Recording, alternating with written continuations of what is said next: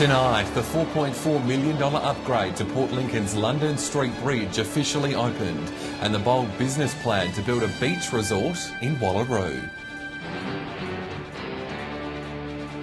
This is Southern Cross News with Fraser Goldsworthy. Good evening. Port Lincoln's new London Street Bridge has been officially opened after 6 months of construction. The $4.4 million upgrade provides major access for heavy transport, all the while delivering a safer passageway for pedestrians. Okay. After half a year of detours and delays, Port Lincoln's artery thoroughfare now has life. Oh, it's great. They've certainly done a good job on the new walking path. The region's iconic London Street Bridge has undergone a major reconstruction after nearly a century of use. The whole thing was just worn out. Done a good job, 90 years, time to go, and that the federal government could partner with the council. Members of the community gathered today to put the new infrastructure to test. None more thrilled than the mayor. A great improvement on a major corridor through our city over the railway line. The new bridge can now accommodate heavy vehicles used by nearby businesses. It also sees the introduction of a wider and more accessible lane for pedestrians. It is a lot more safer. I just saw a gopher and a double pram pass each other on the walkway. That's really important. The federal government matched the council's $2.2 million spend under its bridge renewal program. Local leaders say its impact on the region outweighing its cost. We are able to contribute because we know this is a big cost and we need it for traffic flows, for the economy to work properly. And it seems Port Lincoln's latest achievement is already setting a benchmark for the Spencer Gulf. The kind of walkway I envisaged that could be put on the Port Augusta Bridge. Jason Kemp, Southern Cross News. A man has died following a crash in the state's far north near Wellbourne Hill. Around 8 last night, a man in his 20s was killed when he fell from a motorbike on the Oodnadatta track between Oodnadatta and Marla. Major crash investigators are attending the scene. Police are investigating a shooting in Port Lincoln after shots were fired into a house. Witnesses say a male stood along Flinders Highway and fired multiple shots into a home on Nigel Street around 7 yesterday morning. He was then seen running through a nearby park after the incident. We don't exactly know the relationship between the parties involved. However, we do believe that they are known to each other. The owner wasn't at home at the time, but later discovered the bullet holes that day. Police are appealing for witnesses in the area to come forward. 3 teenagers have been arrested after allegedly stealing a silver Commodore from Adelaide. Police were forced to use road spikes in an attempt to apprehend them. Police say the 15-year-old male driver managed to avoid them, but not before crashing into 2 cars on the Copper Coast Highway. The trio then attempted to flee the scene on foot, but were quickly arrested. All 3 were refused bail and appeared in the Kadena Youth Court today. Leaders across Port Augusta, Port Pirie and Whyalla have all agreed to support the Liberals' royalties for regional roads plan, but they're demanding the cash be used on new projects, as John Hunt explains. The state opposition's promised 30% of the state's mining royalties will go towards regional road projects if it's elected into government next March. The Upper Spencer Gulf cities are in favour, saying the funds can drive our economy towards a better future. Spencer Gulf Cities has long, for a number of years, supported royalties for regions off the back of the success that's been very evident in Western Australia. However, Whylla's mayor says the money mustn't be wasted. She's concerned it could potentially be used for band-aid solutions. We don't want to see this money wasted and just used on what is normally in the budget for the state government. This has to be a separate fund that can be used for new infrastructure. Port Augusta's mayor wants to ensure the same thing. Duplicating the highway from Port Wakefield to Port Augusta, again, a great project. Well, if we had royalties for regions and quarantine money, that would make it very easy for the state to make that contribution. But it's not just roads in need of extra support. Mayor Brewer says skills training would also benefit from a portion of mining royalties. We're going to have some skill shortages in the future, so I'd like to see money going to that and promoting education. John Hunt, Southern Cross News. The Copper Coast Council is collaborating with Wallaroo Shores to develop a new $22 million tourist hotspot. It's all part of an attempt to keep up with the tourism boom the region is currently experiencing. A new tourist destination by the sea. Yeah, a resort and a holiday park, something for everyone, a conference centre. I believe it's going to have a cinema, so it's really a place where businesses can come and host events, or people can come and stay and enjoy the beautiful Copper Coast. What's now 18 hectares of scrub will soon be transformed into a new tourist attraction, with plans to build a luxury resort with 100 cabins in the heart of Wallaroo. With the recent spike in tourism, it seems the Copper Coast is becoming the lifestyle location of choice. Experts say local luxurious accommodation will encourage people to invest and work within the region. We believe will give other areas a real challenge for bringing those conferences and businesses to a beautiful area like the Copper Coast.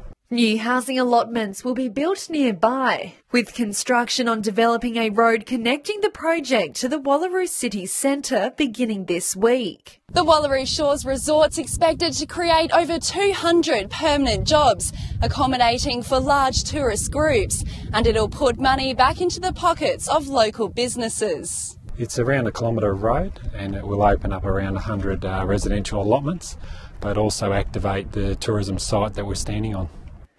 Rachel Nell, Southern Cross News. Stay with us. Still to come tonight, the inspiring ride a group of cyclists are taking to raise money for charity. That story next. The state opposition is demanding any proposal for a new high school in Whyalla must be put to the community.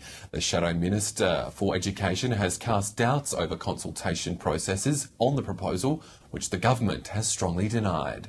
It's no secret Whyalla's proposed new high school has received a mixed response from the community. In Parliament last week, the Shadow Education Minister asked a number of questions on the issue during Thursday's question time. A number of people had questions about whether this was the best way forward, and we wanted to establish what the government had actually done in preparation before making their announcement. He says a feeling among some community members was a lack of consultation.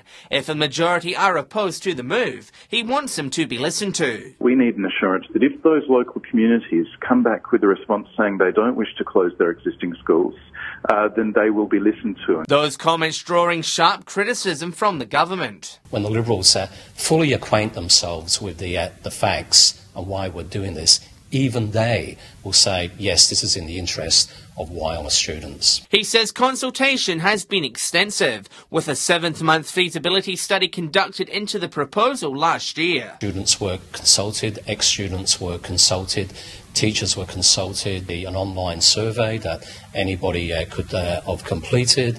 There was exhibitions out at the showgrounds. John Hunt, Southern Cross News. A job expo has rolled into Port Augusta today, showcasing the best from our emerging industries. The state government initiative is highlighting mining, tourism and IT as the region's next areas for jobs growth. It's a show of future possibilities. One of 3 expos in the state, JobX, today showed the region what could be next. I guess expanding people's horizons and encouraging people to go beyond what they know today and move towards the future. Students and locals from the Iron Triangle and further north jumped at the chance to get hands-on with the next big things at Port Augusta's Central Oval. I'm watching the Last Jedi trailer from the latest Star Wars movie that's coming out pretty soon. I'm in like a large theatre. It's good because it inspires me to get a job. Experts say tourism, wine and food will be a key future area of growth. So it's a massive industry. There are loads of jobs in it throughout science and throughout sensory, aroma experiments, and also within business and sales. An increase in mining and energy projects for the region will mean a bigger need for hands-on mining jobs. They're looking to get themselves skilled up, ready for employment, for the work that has been starting recently and for the work that we know is coming up. And the demand for IT and game development is only growing. We have 5 million customers a month in 150 countries around the world from Adelaide. That is a small regional community accessing a global market. Why not do that in Port Augusta? Organisers say JobX attracted more interest than expected. But we've had a lot of people that turn up and registering here at the door, so we're expecting more than 1,000 today, which is exciting for the region. Amelia Simpson, Southern Cross News. A team of 26 cyclists has completed the first stage of the Ronald McDonald House Ride for sick kids in Broken Hill. The group, including 4 local riders, took part in a special first leg around the city before embarking on a 6-day journey to Adelaide. over 1,000 kilometres in 7 days, all for a good cause. 1,000 kilometres, it's a long way, twice the distance to Adelaide, so they're going around and around in some circles.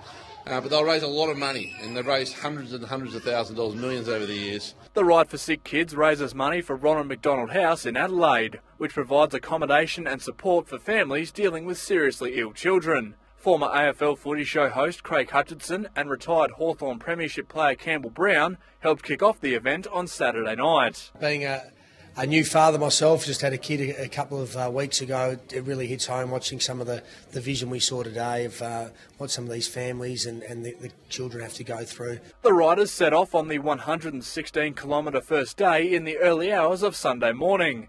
There was a quick cruise across town through the city centre before a quick break. Some needing caffeine, others already needing repairs. Back on the road, it was out to the airport to visit the flying doctor, and then to Mad Max country and into Silverton. As the afternoon arrived, the group returned to Broken Hill and were welcomed by a big crowd at Sturt Park. 1 day down, 6 to go. I've pulled up really good. I wasn't really sure how the body was going to handle it today, especially with the warm weather. But yeah, so far so good, and yeah, looking forward to what the rest of the week dishes out. Throughout the ride, local copper Mick Stoltenberg was the only one to wear a yellow jersey, and he said it wasn't because he was leading the Tour de France. Mate, it turns out, as of yesterday, I was the lead in the fundraising, over $14,000, which I'm just blown away with. So I got the honour of wearing this for day one, so that's what it comes down to. The riders arrived in Mildura today and will cross the border to Renmark tomorrow, before beginning their journey to Ronald McDonald House in Adelaide. Patrick Reinke, Southern Cross News. Stay with us after the break. The latest on the upgrade of Kadena's sport and health facility. That's next. Construction on the second half of Kadena's new Sports and Leisure Centre is set to begin later this week. It comes as the Copper Coast Council revealed it's aiming to deliver the state-of-the-art facility by Christmas. A much-needed $10 million redevelopment. Kadena's new Sport and Leisure Centre has seen a dramatic improvement in recent weeks, after reports the 40-year-old facility was no longer meeting safety standards. It had leaking roofs. It had got to the stage where it had gone much longer. We would have had to consider closing the facility, so it was very timely.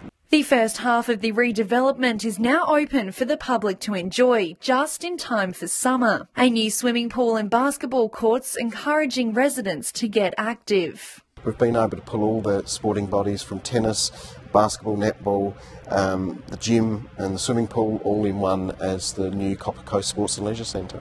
Throughout the gym, so within our health club, court sports, swimming, group exercise, so yeah, definitely helping to boost the community in health and fitness. Council says construction work on stage 2 of the redevelopment will commence this week, earlier than expected. To deliver a new gymnasium and weights rooms and cafeteria area all before the end of the year, and it's going to be about a month ahead of schedule, so that's fantastic. Rachel Nell, Southern Cross News. After the Neralda Nursing Home sale in July, the Port Augusta Council is looking to sell more community land. As part of a cost-saving service review, Council's Julia Lodge apartment block could be the next to go.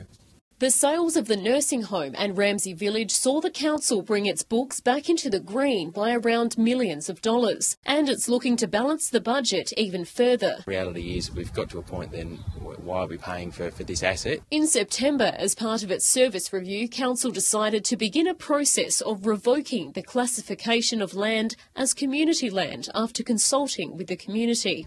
And we've got to ask ourselves, does it really fit the modus operandi, what we want to achieve? Does it add a lot of community benefit? If someone's paying a portion of their rates towards maintaining that facility, is it best going there, or is it best going somewhere to a park or to continued road upgrades or continued footpaths? The Julia Lodge apartment block was originally developed for visiting council staff. Now, with the Neralda nursing home no longer in council's hands, the apartments are barely used. When realistically it's probably served its purpose in the past, but now there's cost associated to it, and if we're really serious about reducing our costs and reducing rating pressure, we've got to start getting rid of some of those assets. A decision to sell would help ratepayers' hip pockets. And the money we actually achieve from the sale instantly goes into debt reduction as well. Council expects to find an outcome for Julia Lodge in the new year. Amelia Simpson, Southern Cross News. Turning to sport now, and in local cricket, there was plenty of high-scoring games across the weekend. Patrick Reiki joins us now from Broken Hill, and Central has had its first loss of the season, Pat. Yeah, that's right, Fraser. The Magpies couldn't do enough to chase down North's high total of 205 on Saturday. An inspired century from Tobias Hack saw the Bulldogs inch closer to top spot on the ladder. Hack smashed 12 fours and 3 sixes on his way to an impressive 101 not out. Chasing a big target for victory, Central fought gallantly, but couldn't overcome the pressure from North's bowling attack. The Magpies recording their first loss of the season by 70 runs. In the second game, West had no problem dispatching South. To Port Pirie, and another stellar batting effort, this time from Matthew Thornton, saw Wandera have no problem beating Southport. In the other game, Props managed to chase down solely North's total of 169, dropping 6 wickets in the process. In Port Augusta, Central Stirling had a cracking day with the bat, reaching one of the biggest scores we've seen all season. Sean Kirshner was unstoppable at the crease, smashing 156 in a man-of-the-match performance. South Augusta rallied and did well in their fight back, but ran out of wickets and fell 106 runs short. To Port Lincoln, Tasman upset Southern Air in a tight clash, while 83 from Tyson Arthur saw Todd River beat Lincoln South. In the Steel City, North thumped Rupina and South couldn't do enough to beat Central. And finally, in the northern areas, it was wins to Pekina, Bundalia, Boolaroo and Spalding. So, Fraser, some very entertaining games over the weekend and a few too close for comfort. And tomorrow night we'll have all the other results from all the other sports from around the regions. Look forward to it then. Thank you, Pat. Patrick Reiki in Broken Hill there. Well, stay with us. After the break, we'll have all the local weather details. Welcome back to the weather now. A warm day right across the region. Showers about in Port Augusta where it hit 35. 34 was the top in Whyalla. 29 in Port Lincoln. 33 in Adelaide. On the satellite, a massive cloud over southern and eastern parts of the state with a low-pressure trough is causing areas of thundery showers and patchy rain. On the Gulf waters, a sea breeze about tomorrow up to 20 knots, seas at a metre with a south-southwesterly swell. Sunrise at 6:05, sunset at 8:05.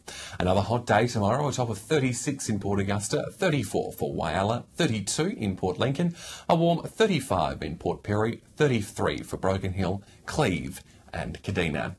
Looking ahead now, some showers on the way this week for Port Lincoln, Cleve and Woodner, cooling down to just 21 on Thursday, 24 for Friday in Port Lincoln, 21 the top to end the week in Cleve, 23 in Woodner. A similar story further up the Gulf, cooling down to just 23 with some rain about in Whyalla on Thursday and Friday, dropping down to 30 on Wednesday in Port Augusta before a little cooler for 25 to end the week, rainy on Thursday in Kadena. And finally, in Port Pirie, it'll drop down to just 31 before some showers set in, bringing things down to just 25 by Friday. Rainy and 21 on Thursday in Clare, quite cool there. A little warmer, though, in Broken Hill, a top of 29 with rain about on Thursday. And that is all the news to now. Thanks for your company. I'll have some updates later, but until then, enjoy your evening. Good night.